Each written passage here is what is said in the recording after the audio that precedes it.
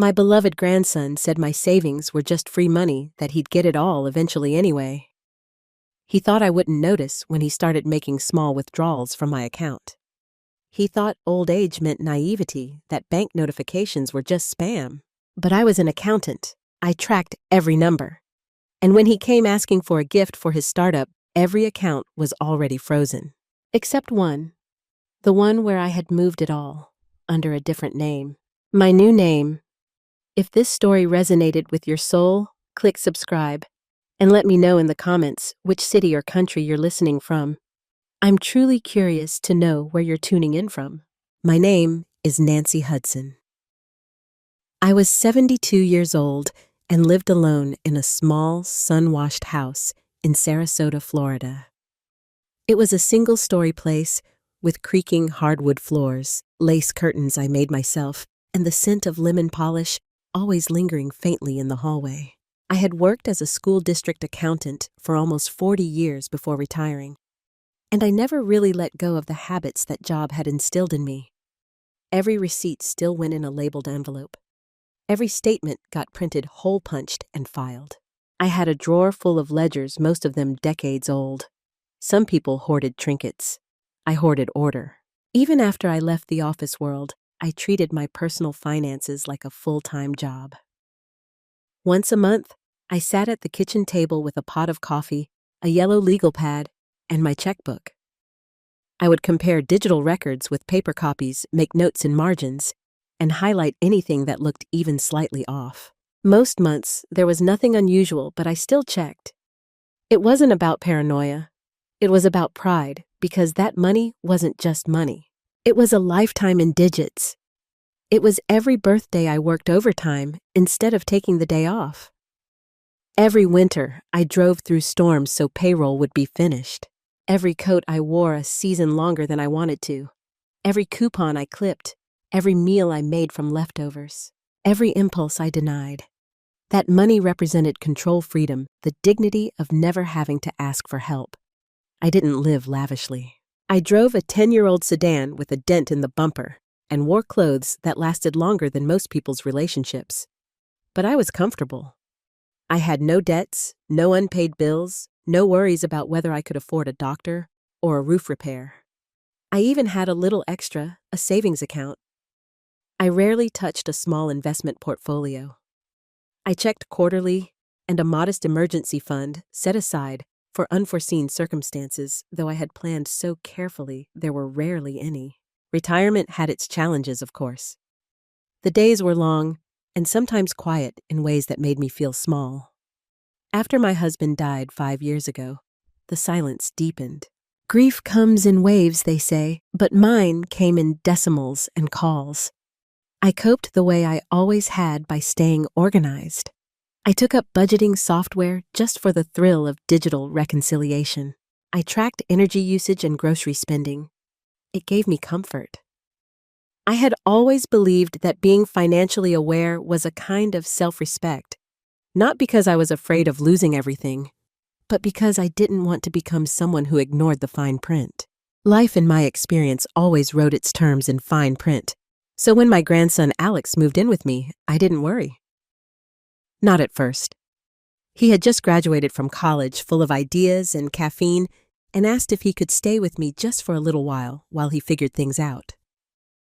He said it like I was doing him a favor, but truthfully, I was the one who had been feeling adrift.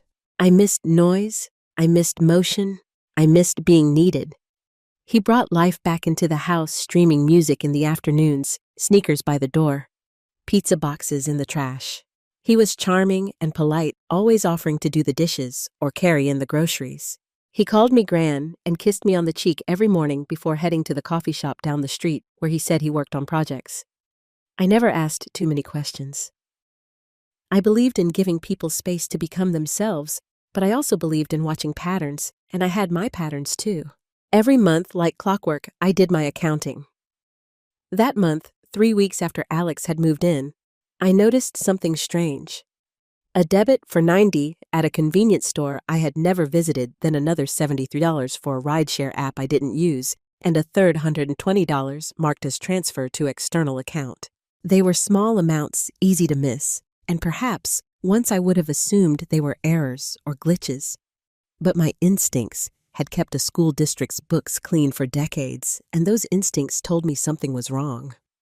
I didn't say anything. Not then. I wanted to be sure. I kept quiet, noting each new charge that didn't belong. I changed nothing in the house, kept my routines, smiled when Alex came home, asked about his day. I didn't want confrontation. I wanted clarity, because numbers don't lie, and neither did I. It started with a text message. I had just finished folding laundry when I heard the familiar buzz of my phone on the countertop. I walked over slowly, expecting maybe a reminder from my doctor's office or one of those promotional offers from the pharmacy. Instead, it was a message from my bank. Unusual activity alert. A new device has accessed your account. If this was not you, please contact us immediately. My first instinct wasn't panic. It was calculation. I had never accessed my account from any device other than my personal laptop, which sat closed and undisturbed in the living room cabinet. I didn't use apps. I didn't bank from my phone. I liked paper. I liked control. I liked knowing exactly which window my money passed through. I opened the banking website from my laptop and signed in. My fingers moved with practiced ease as they had for years. Within seconds, I was staring at the activity log. My heart didn't race, but my eyes did sharpen. The timestamp on the login didn't match any of my sessions. It had been accessed the night before, sometime after midnight. I wasn't awake then, but I knew who was. Alex often stayed up late, the soft light under his door flickering long after I had gone to bed. He said he was brainstorming, researching, sometimes gaming. I never questioned it. He was young. That was what young people did. But now that pattern meant something different. I clicked on the Transactions tab. There it was again. 3 small withdrawals each, under $150, spaced out by days, almost random in appearance. A sneaker store, an online food delivery, a payment tagged as personal transfer, small enough to hide beneath most people's radar. But I wasn't most people. I didn't say anything that morning. I made breakfast as usual. I poured orange juice into his favorite glass, the one with the chipped corner he insisted gave it character. I sat across from him at the table and listened while he talked about a new tech startup he was interested in. His hands moved quickly when he spoke, expressive and full of energy. I nodded, smiled, but I wasn't hearing him. I was reading him. I watched how comfortable he looked, how easily he reached for his phone, how casually he left it face down beside his plate. I thought about all the passwords I'd never shared with anyone, about how my bank only recently added 2-step verification, and how I had never changed the recovery email from the one Alex helped me set up a year ago. It's the little things that tell the story. I knew I needed to be careful. This wasn't a stranger.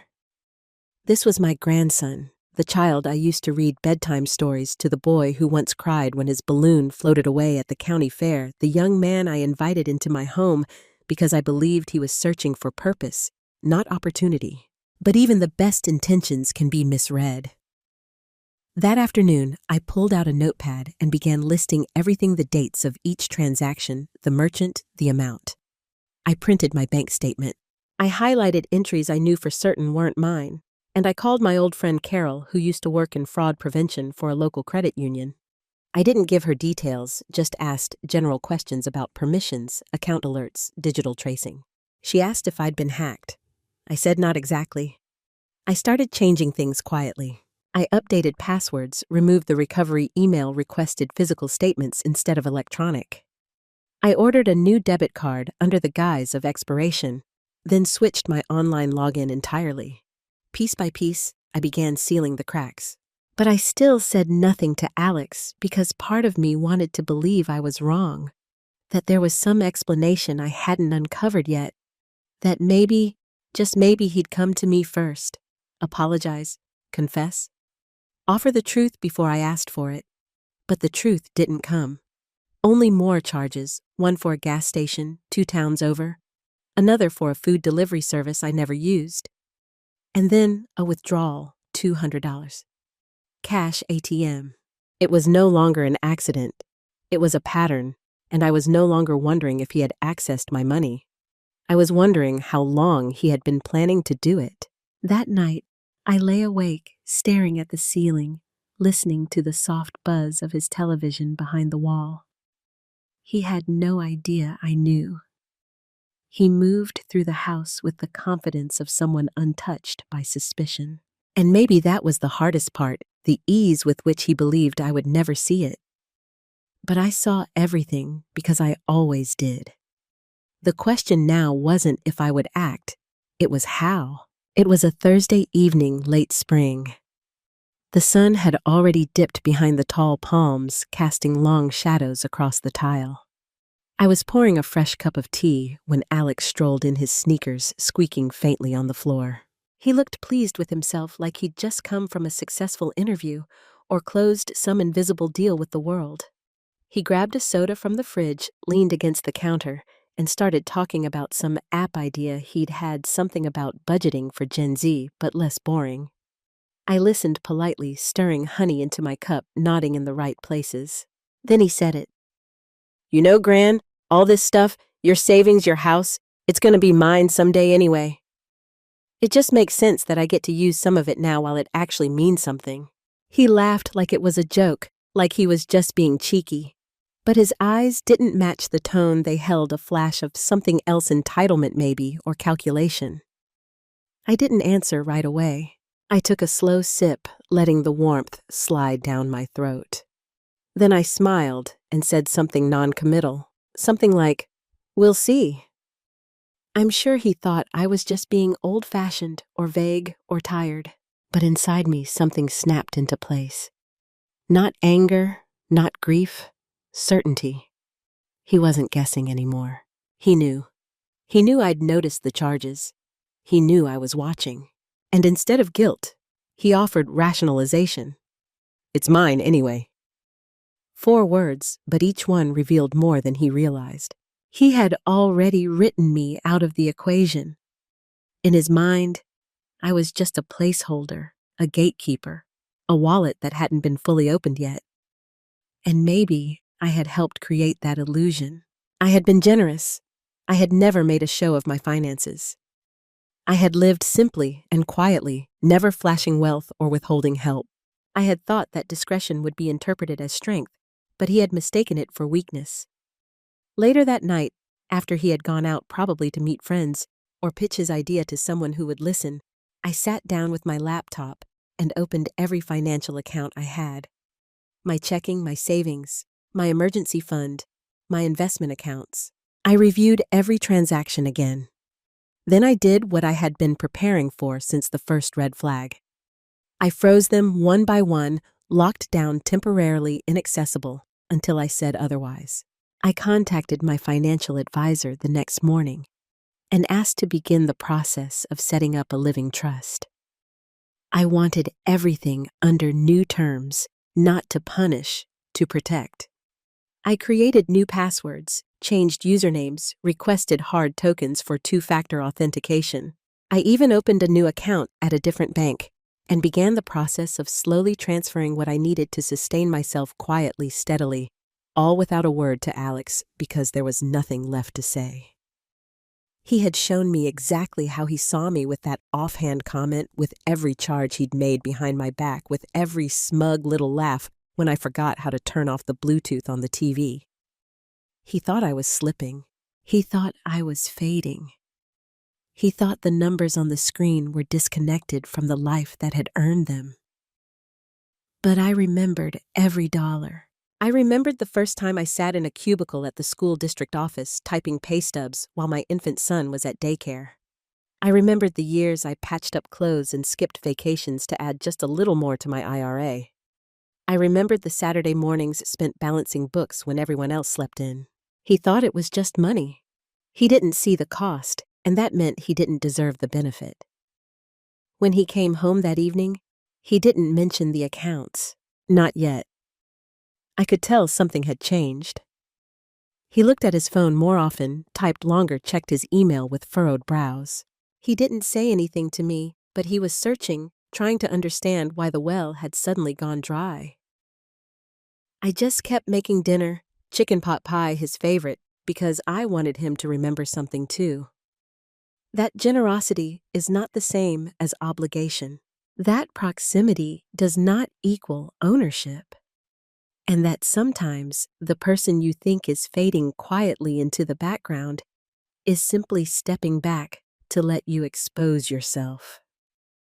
He had called it his, but he never earned it. And now he never would.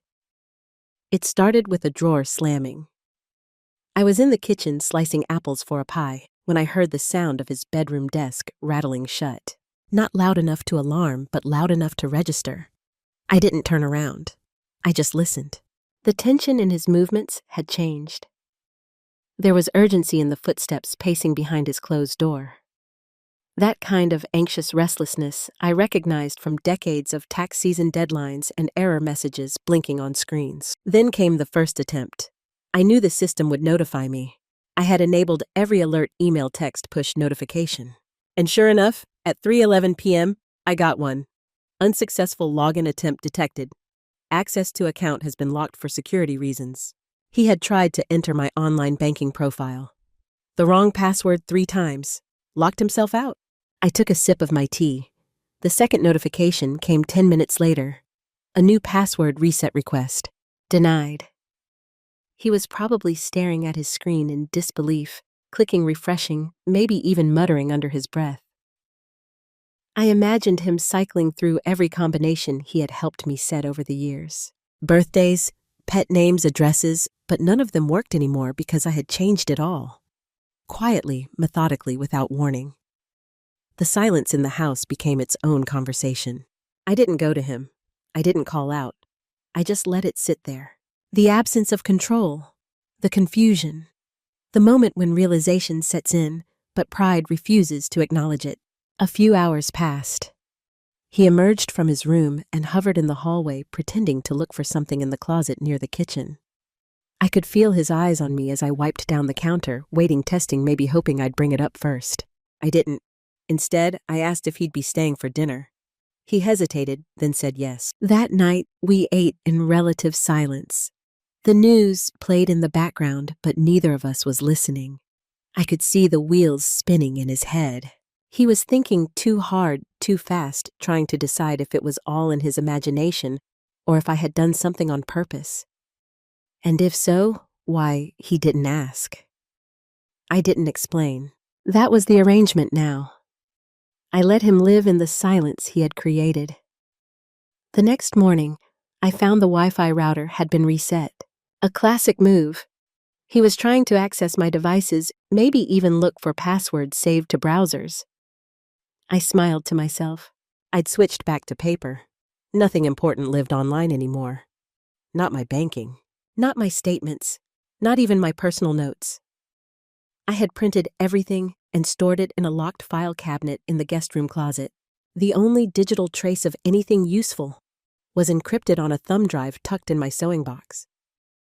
He was learning a hard truth, one I had learned decades earlier, in a very different world.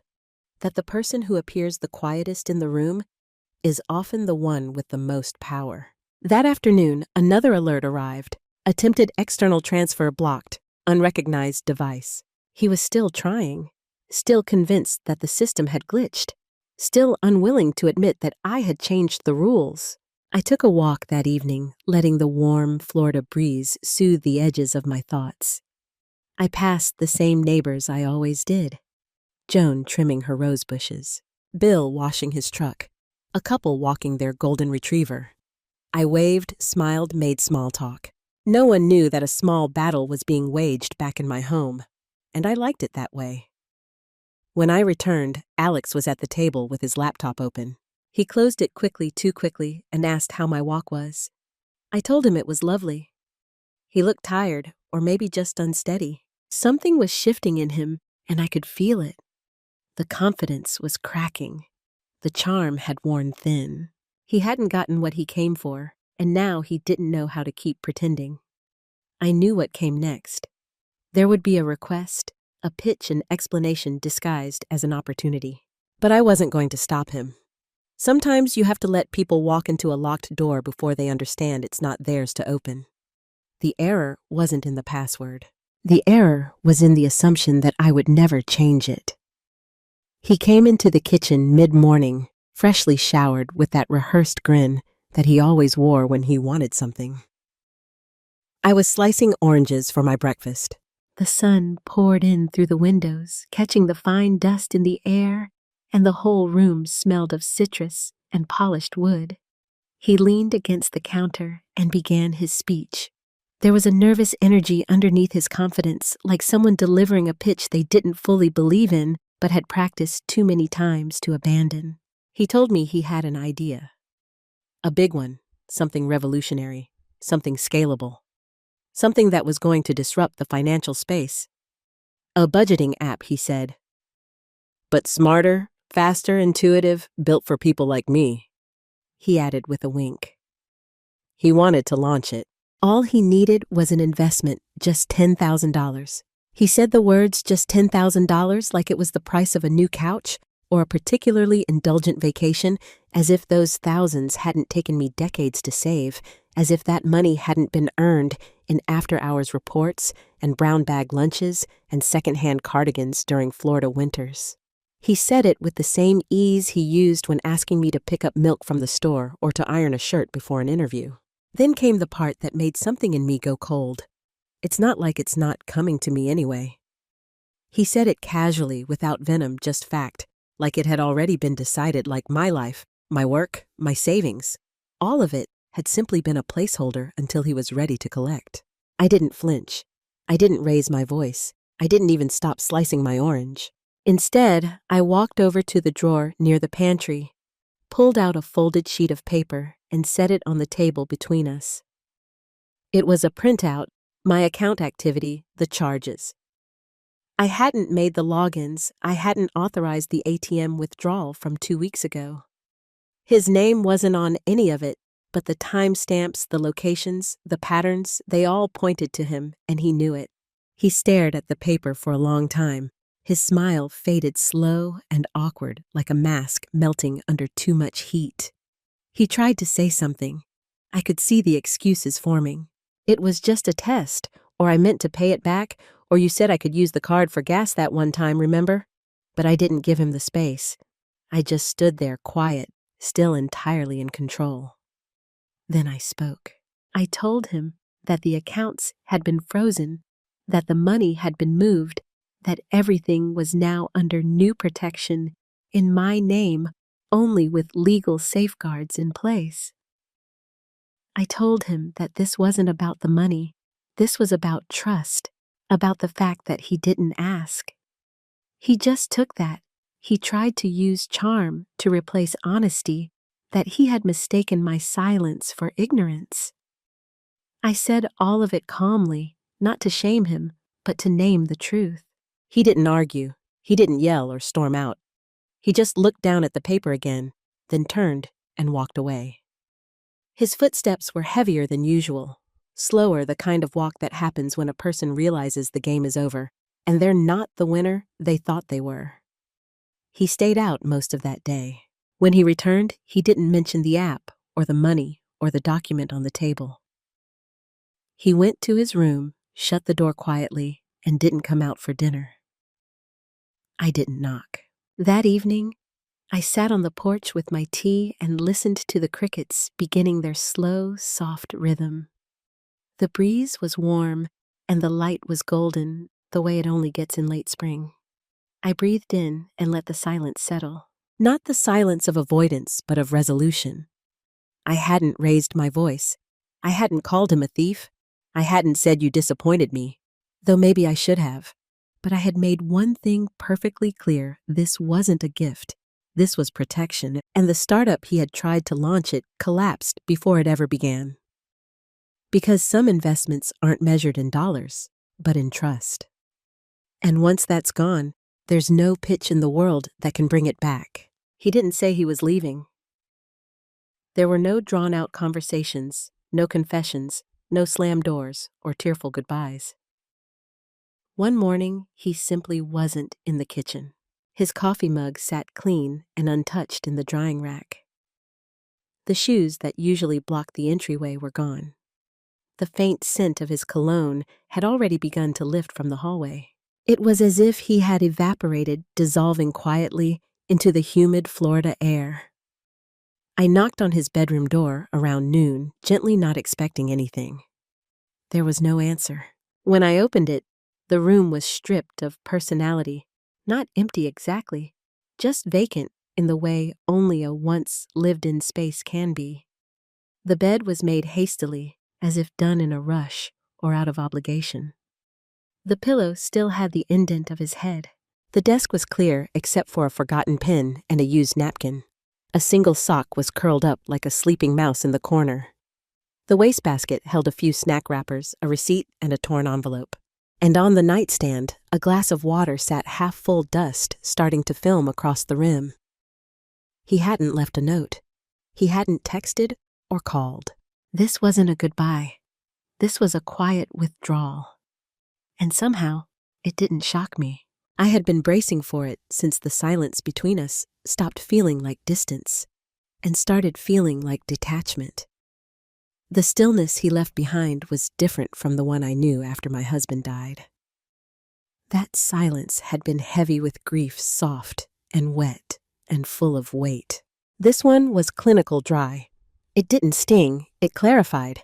It carved out the space I hadn't realized I'd surrendered. It reminded me how much noise I had allowed into my life. Noise that never belonged to me in the first place.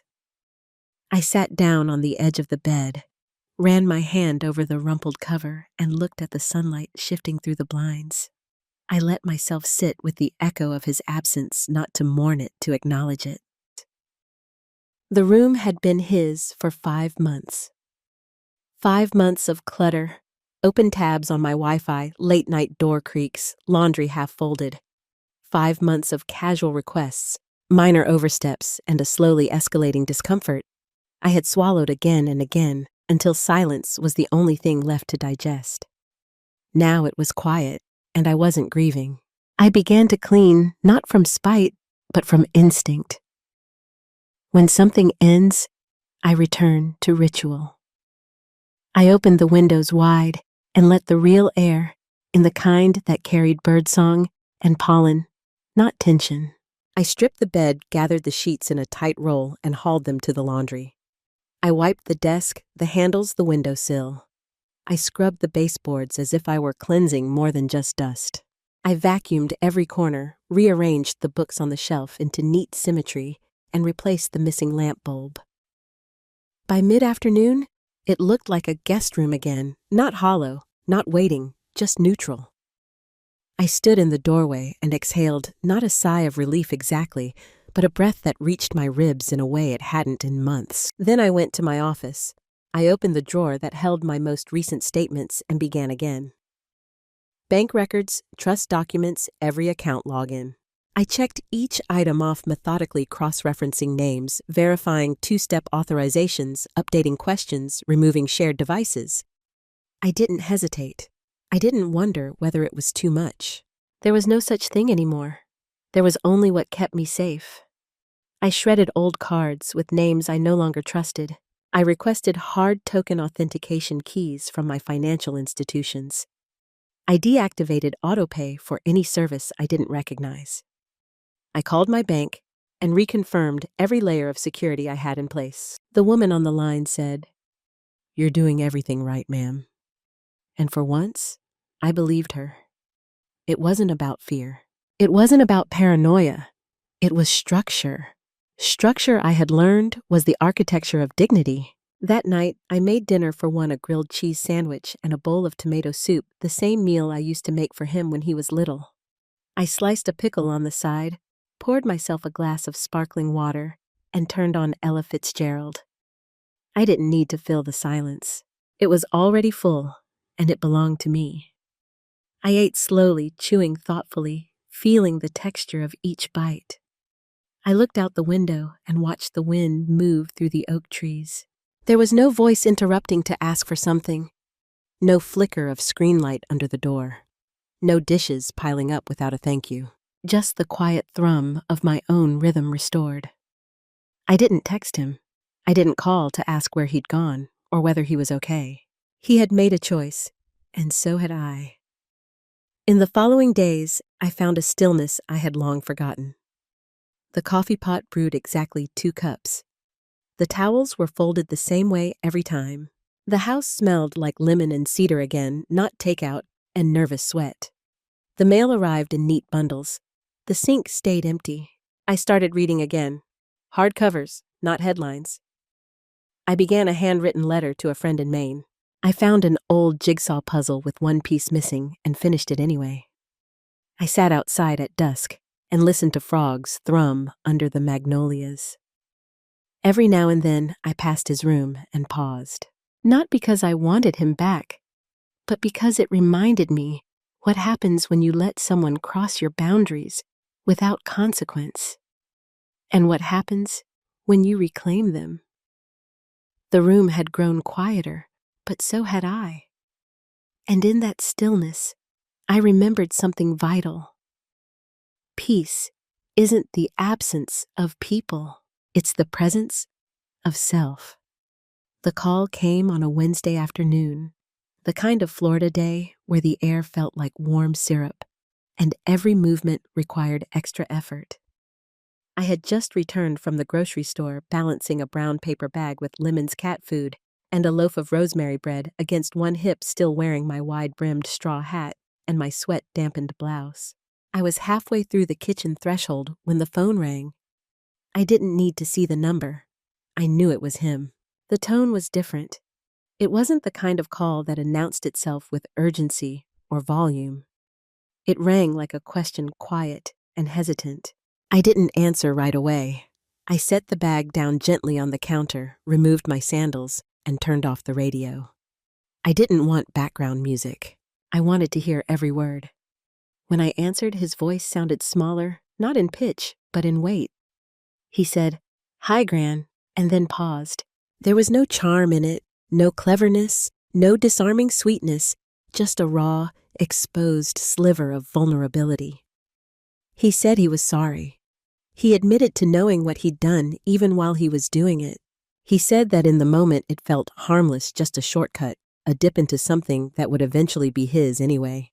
He used the word entitled, and it didn't sound like a rehearsed line. It sounded like realization. He told me how he thought about how I hadn't yelled, hadn't accused, hadn't made a scene, and that somehow it had been worse than any confrontation. He said my silence had screamed. I didn't speak. I let him unravel his guilt at his own pace.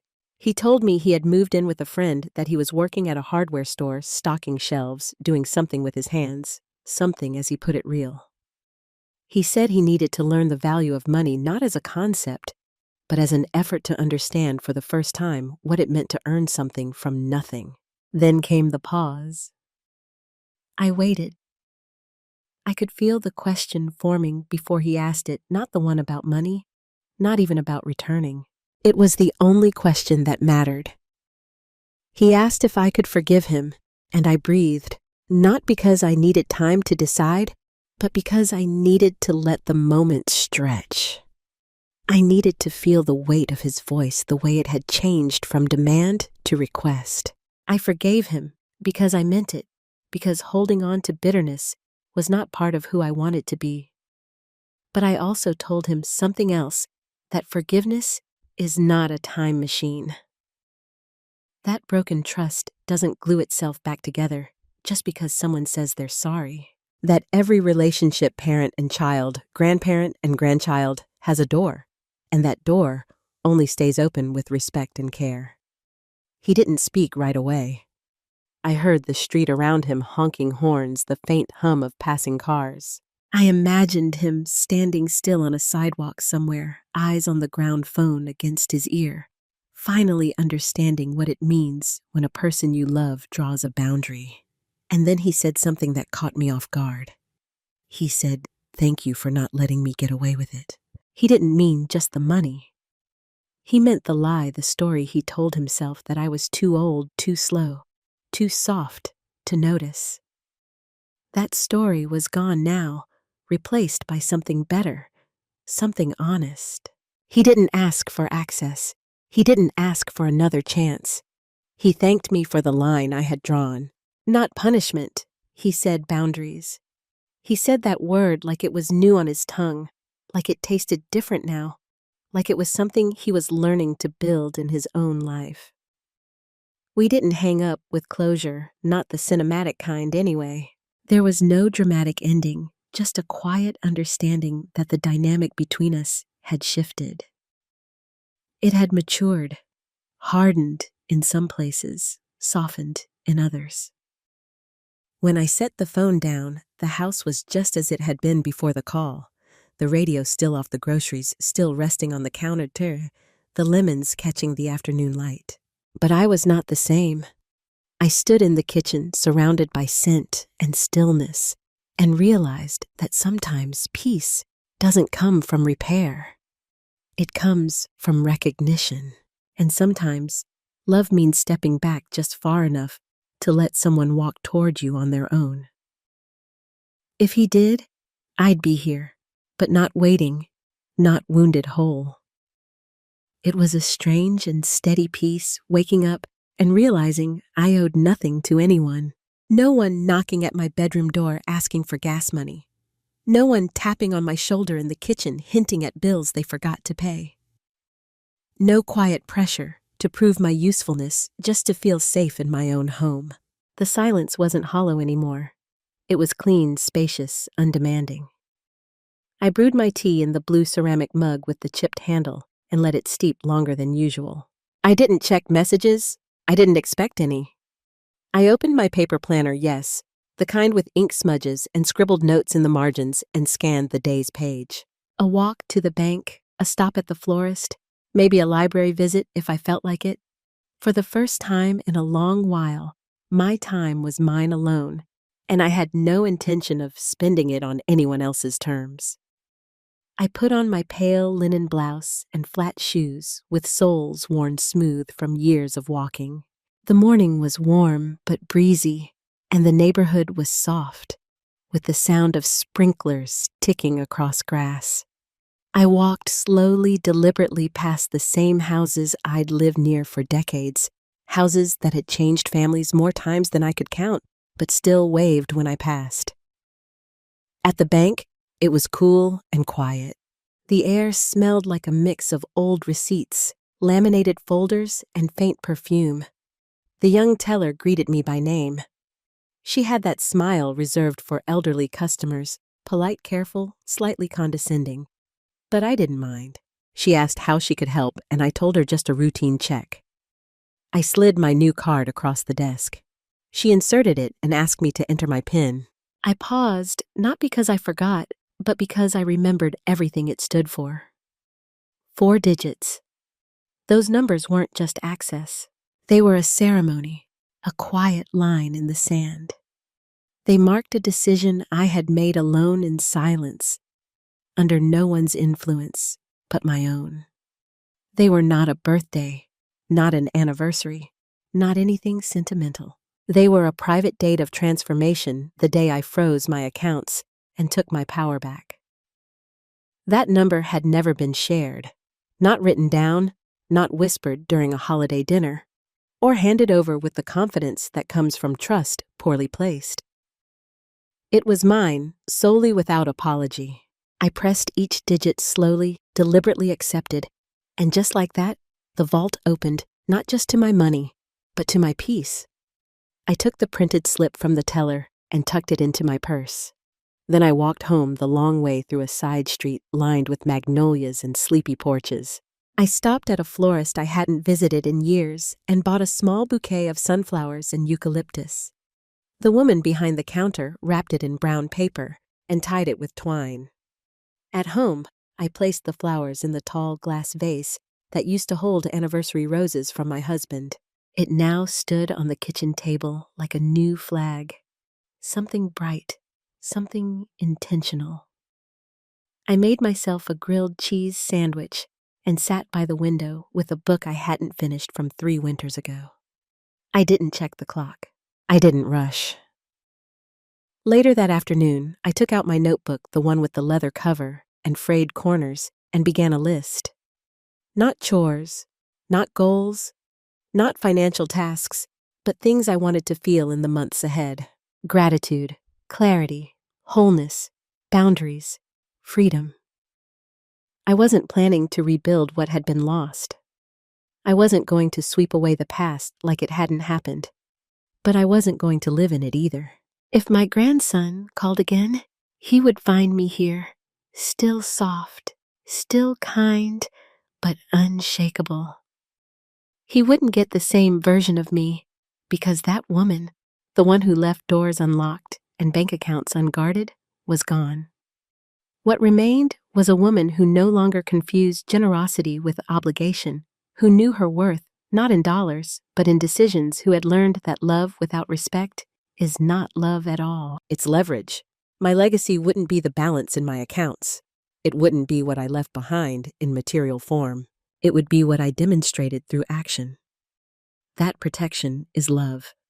That peace is earned. That power, real power, can live in a single line of numbers, especially 4 of them. That PIN wasn't just a passcode. It was a declaration, a closing, a beginning, and above all, a promise to never give myself away without intention again.